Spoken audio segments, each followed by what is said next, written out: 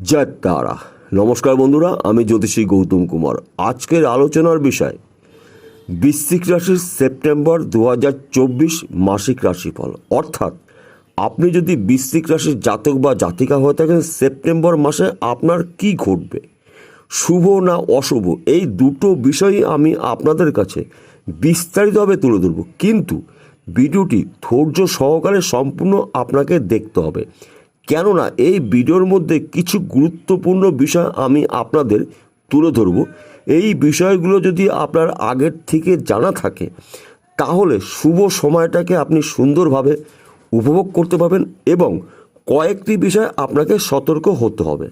তাহলে বন্ধুরা, শুরু করা যাক। প্রথমে আমরা জেনে নিই এই সেপ্টেম্বর মাসে 3টি গ্রহ রাশি পরিবর্তন করবে। কোন কোন গ্রহ কোন কোন রাশিতে প্রবেশ করবে আমরা প্রথমে জেনে নিই। 16ই সেপ্টেম্বর সূর্য প্রবেশ করবে কন্যা রাশিতে।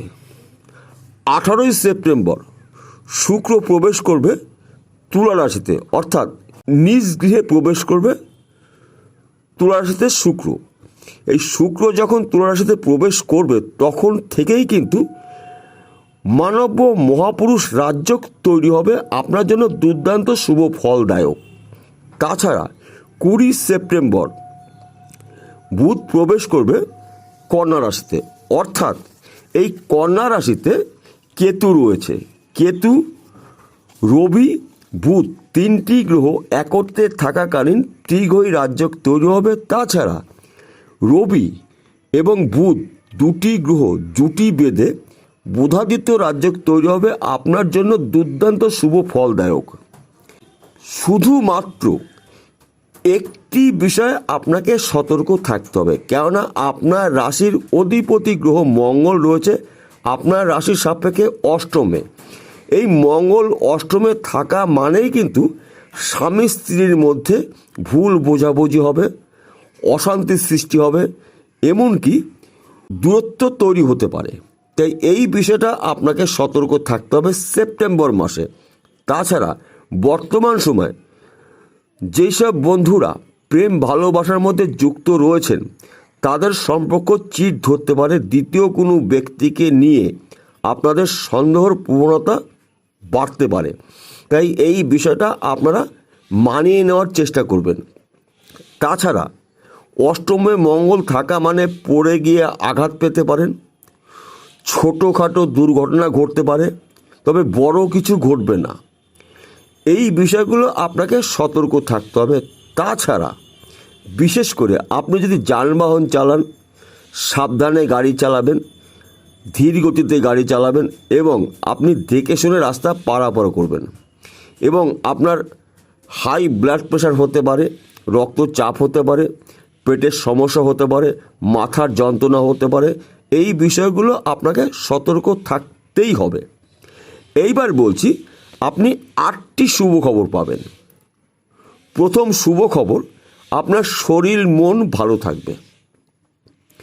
ব্যবসা ক্ষেত্রে দুর্দান্ত সফলতা অর্জন করবেন, কেননা আপনার কর্মভাব অতি শুভ, ভাগ্যভাব শুভ, ধনস্থান অতি শুভ।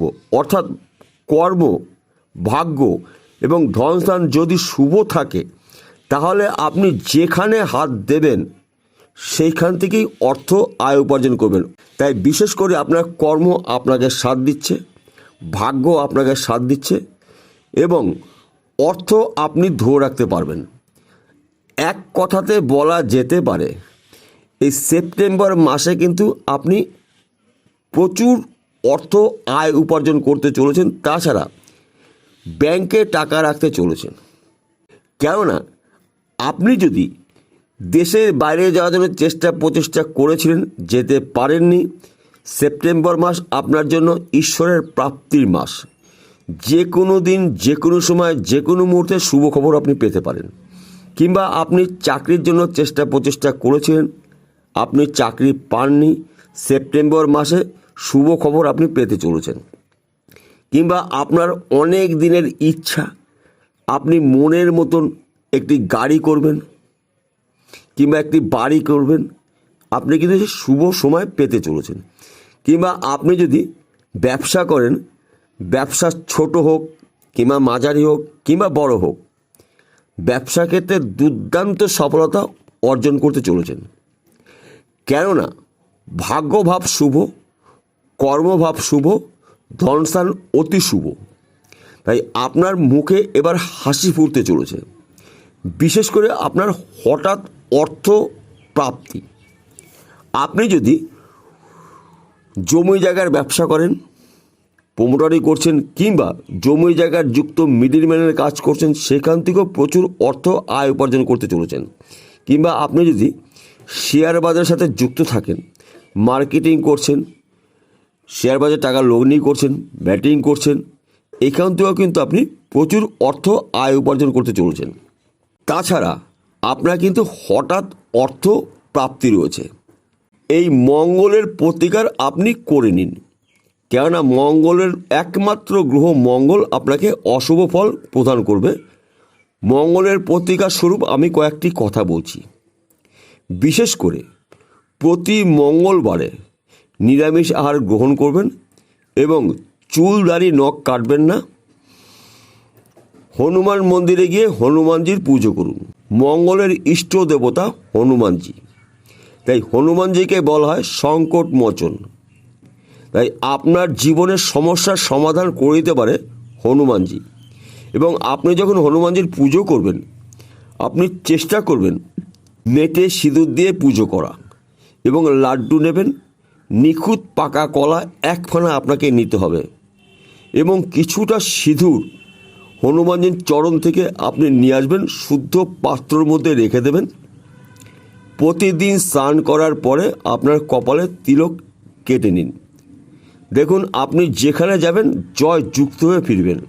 আপনার রাশির অধিপতি গ্রহ মঙ্গল, তাই মঙ্গলের প্রতিকার আমি আরেকটি জিনিস বলছি আপনাকে। দেখবেন রেল পারে, রাস্তার পাশে অনন্ত গাছ থাকে, অর্থাৎ অনন্ত মূল আপনি হাতে ধারণ করুন লাল সুতো দিয়ে। এই অনন্ত মূল যদি আপনি ধারণ করতে পারেন, মঙ্গলের অশুভ প্রভাব থেকে আপনি মুক্তি পেতে পারেন। তাহলে বন্ধুরা বোঝা গেল। নমস্কার, আবার দেখা হবে।